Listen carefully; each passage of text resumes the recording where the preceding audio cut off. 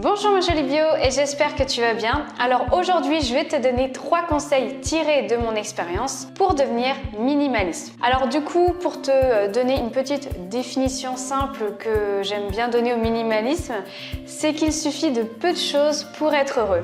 Donc du coup pour faire simple, qu'est-ce que c'est? En fait il faut réduire le nombre de possessions pour aller vraiment à l'essentiel. Et du coup, voilà, j'ai voulu faire cette petite vidéo parce qu'il n'y a pas longtemps, je suis allée chez une amie et voilà, et j'ai vu que dans sa cuisine, dans son frigo, alors qu'elle vit seule, il y avait pas mal de courses. Dans sa salle de bain, il y avait pas mal de cosmétiques. Voilà, et dans sa maison, il y avait toujours plein de choses. Et elle me disait bien qu'il y avait plein d'objets, plein de choses qu'elle n'utilisait pas forcément. Et du coup, moi, je me suis beaucoup reconnue en elle parce que voilà, moi, c'était exactement la même chose qu'elle quand je vivais seule. J'avais toujours plein de choses. J'étais toujours très encombrée. Et finalement, je me suis aperçue au bout du compte que toutes ces choses-là, j'en avais pas réellement besoin. Donc en fait, un premier conseil que je peux te donner pour devenir minimaliste, c'est de trouver ta motivation la plus profonde. Alors en fait, il peut y avoir plusieurs sortes de motivations. Ça peut être une motivation financière, par exemple, tu sais, en général, on a tendance à faire trop de courses parce qu'on a peur d'être dans le manque, on a peur d'être dans le besoin et souvent, malheureusement, moi aussi, ça m'arrive quelquefois d'oublier en fait la date de consommation du produit et une fois que la date elle est périmée, tu n'auras pas utilisé le produit et hop, tu jettes à la poubelle et après qu'est-ce que tu fais? Tu fais d'autres courses. Donc du coup, c'est pas terrible pour tout ce qui est question financière. Ça peut être aussi une cause environnementale. Par exemple, au lieu d'acheter des cosmétiques ou d'autres produits avec des emballages qui ne sont pas forcément recyclables ou des emballages qui sont en plastique par exemple, tu peux acheter dans des magasins en vrac. Et puis bien sûr, ça peut être une question de bien-être. Tout simplement, le fait de te libérer de certaines choses. Par exemple, je te donne l'exemple d'un bureau. En général, on peut avoir plein de choses sur le bureau pour travailler, des stylos, des post-it et plein de choses et on est souvent encombré et ça peut jouer en fait sur notre méthode de travail. Et tu peux avoir un bureau tout simplement épuré avec le strict minimum, vraiment peu de choses pour être à fond dans ton travail et être vraiment très concentré. Et du coup, moi je suis devenue minimaliste avec le temps. D'ailleurs, j'ai encore beaucoup d'autres efforts à faire. Mais en fait, ce que j'ai commencé à faire, c'est que moi, c'est vrai que j'ai beaucoup déménagé. Et à force de déménager, moi j'avais quand même des petits logements. Mais déjà, rien que dans des petits appartements, j'ai vu le nombre de choses que j'avais accumulées. Donc, j'imagine même pas ce que ça doit être dans une maison. Et ça a été ma première motivation la plus profonde, c'est d'avoir le moins de choses possible chez moi. Et puis aussi, si je prends l'exemple des sacs plastiques, avant moi j'avais toujours un sac à sac, on appelle ça, donc comme ça c'est un sac à sac derrière moi. D'ailleurs en petite précision, ici on n'est pas chez moi, on est chez mon père à Royan, si tu te demandes où je suis.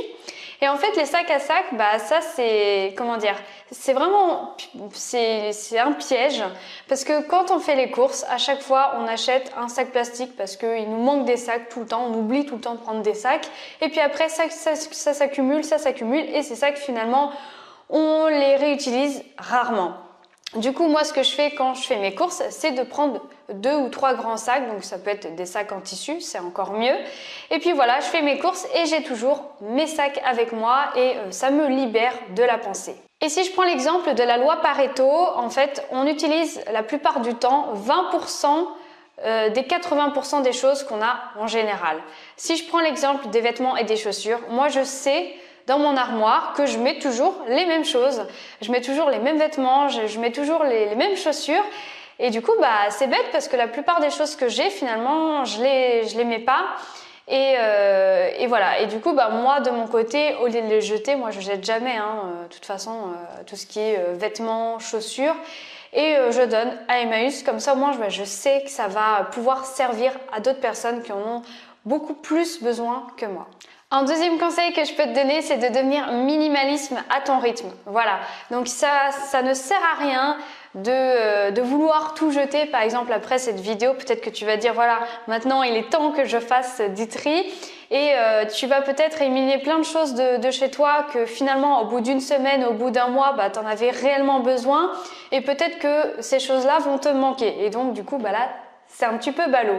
Du coup, moi, ce que je t'invite à faire, c'est de vraiment réfléchir aux choses que tu peux donner à des associations, par exemple, ou des choses voilà, qui ne te servent pas vraiment au quotidien. Et pour te donner encore un petit exemple, moi, c'est vrai que quand j'achète, par exemple, des vêtements ou des chaussures, maintenant, bah, j'en achète beaucoup moins. Pourquoi? Parce que je préfère vraiment avoir le coup de cœur quand je vais dans les magasins, plutôt que d'acheter pour acheter, parce qu'il ne faut pas oublier qu'aujourd'hui, on est vraiment dans une société de consommation et qu'on nous pousse tout le temps, constamment à acheter. Par exemple, je ne sais pas, quand tu es dans un centre commercial, je ne sais pas si toi aussi tu as cette petite joie, cette petite frénésie où tu as envie de voir tous les magasins. Ben moi, c'est quelque chose qui m'arrive également. Mais voilà, j'achète plus pour acheter. Maintenant, j'achète vraiment au coup de cœur et puis bien sûr en fonction des besoins et des finances. Et puis je préfère prendre quelque chose de qualité plutôt que de prendre 36 000 vêtements comme je faisais avant dans les magasins chinois. Et puis au final bah, la qualité elle est nulle. Et puis bah, ça dure pas longtemps, ça dure 2 semaines. Et puis voilà, et puis après encore une fois, tu rachètes. Un troisième conseil que je peux te donner, c'est de déculpabiliser et d'arrêter de te mettre de la pression. Parce que comme j'ai dit tout à l'heure, le grand minimaliste parfait n'existe pas et voilà, ça sert à rien de se mettre de la pression. Je pense que le fait de devenir minimaliste, il ne faut pas considérer ça comme une punition, mais il faut considérer ça comme un bien-être.